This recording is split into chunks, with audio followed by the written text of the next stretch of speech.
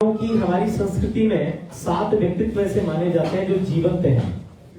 इनके बारे में कहा नहीं जाता, बहुत सारे लोगों ने अनुभव किया है और वैसे भी अध्यात्म अनुभव का विषय है।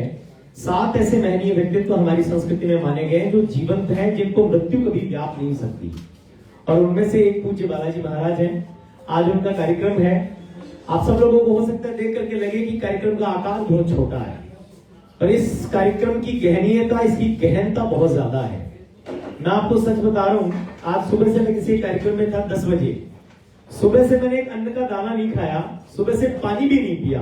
कार्यक्रम चल रहा था, पर मुझे यहाँ इसलिए पहुंचना चाहिए था क्योंकि पूरे समय में 30 के 30 दिन कार्यक्रम करते हुए भी, पूरे देश में यात्राएं करते हुए भी बहुत कम कार्यक्रम ऐसे होते हैं जो आपके मन के बहुत निकटस्थ होते हैं, जिनमें जाने पर आपको लगता है कि हाँ, वो जो समय हमने वहां बिताया वो जीवन की सार्थकता थी। अपने समय को सार्थक करने वाला और जीवन को धन्य बनाने वाला ये जो कार्यक्रम है, इसमें मैं विष्णु पारिक आप सबका बहुत बहुत अभिनंदन करता हूँ, बहुत बहुत आभार करता हूँ। और मेरे लिए कार्यक्रम इसलिए भी महत्वपूर्ण था। मेरे मित्र हैं आलोक जी, उनकी बड़ी बहन है सारिका जी फरोड़, और अब तो मेरी भी दीदी है। और दीदी का आदेश आए तो भाइयों का ये दायित्व बनता है कि वो वहां पहुंचे। तो मैं थोड़ा सा विलंब से आ पाया हूं, उसके लिए मैं क्षमा चाहता हूं। पर अब हम अपने कार्यक्रम को कुछ देर में प्रारंभ करेंगे।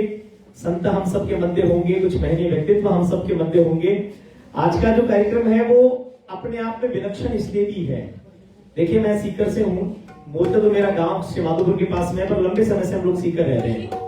संभवतः सीकर की शायद किसी बेटी को आपने पहली बार देखा होगा जिन्होंने एक पुरुष प्रधान समाज की, या कविता के क्षेत्र में, हो सकता है कि सामान्य कवि सम्मेलनों में हम सब ने बहुत सारी कवियत्रियों को सुना होगा, पर सीकर की एक बेटी ने यह सौभाग्य हम सबको दिया है कि हम भगवान राम के जीवन चरित्र के सबसे उजले पक्षों में से एक सुंदरकांड, जो सिर्फ हम सबके नहीं, हमारी संस्कृति के प्रत्येक बिंदु में भुला हुआ है, उस सुंदरकांड को सरल भाषा में, आम जीवन में जिस भांति के युवा लोग उसको समझ सके, जान सके, उसको अपनी भाषा में उन्होंने पिरोया है, गढ़ा है।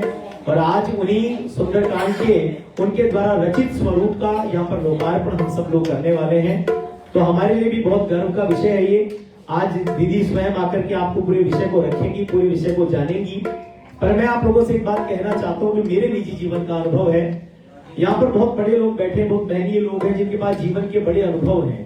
पर मैं आपसे एक बात अवश्य कहना चाहूंगा कि यदि आपको ऐसा लगता हो कि अध्यात्म है कि नहीं, देव शक्तियां होती हैं कि नहीं होती हैं, तो आप और किसी का नहीं, पर बालाजी महाराज का यदि आप स्मरण करें, उनके जीवन की, उनकी साधनाओं को जीवन में उतारें, तो प्रत्यक्षतः जिस भांति आप और मैं बैठ करके आपस में विमर्श कर रहे हैं, ऐसी उनकी उपस्थिति को आप अनुभव कर सकते हैं। बहुत आसानी से अनुभव किया जा सकता है, क्योंकि हम सब जानते हैं कि जहां जहां राम का स्मरण होगा, जहां जहां हनुमान जी का स्मरण होगा, वहां पर सूक्ष्म रूप में उनकी उपस्थिति होगी। सुंदरकांड ही क्यों लिखा गया? सुंदरकांड